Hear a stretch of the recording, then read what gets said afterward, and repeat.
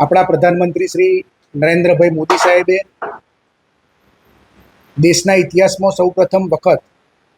સહકાર વિભાગ શરૂ કર્યો અને એના પહેલા સહકાર મંત્રી તરીકે આપણા ગુજરાતના જ આદરણીય ગૃહમંત્રી શ્રી અમિતભાઈ શાહ સાહેબે આ કાર્યભાર સંભાળીને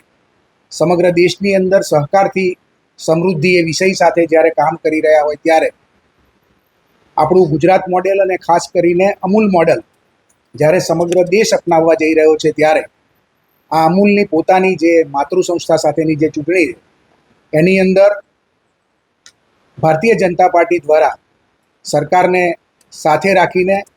પશુપાલકોને હિતમાં બધા જ નિર્ણયો થાય, પશુપાલકોના હિતમાં કામ થાય એ ધ્યેય સાથે આજે જ્યારે ચૂંટણી લડવા જઈ રહ્યા છે ત્યારે આ વખતની ચૂંટણીમાં અમે ચોક્કસ વિશ્વાસ છે કે ભારતીય જનતા પાર્ટીના તમામ ઉમેદવારો વિજયી થશે. અમૂલની અંદર ફરી એક વખત ભારતીય જનતા પાર્ટીનું શાસન આવશે અને જે મૂળ જે પશુપાલકો આ દૂધ મંડળી સાથીઓ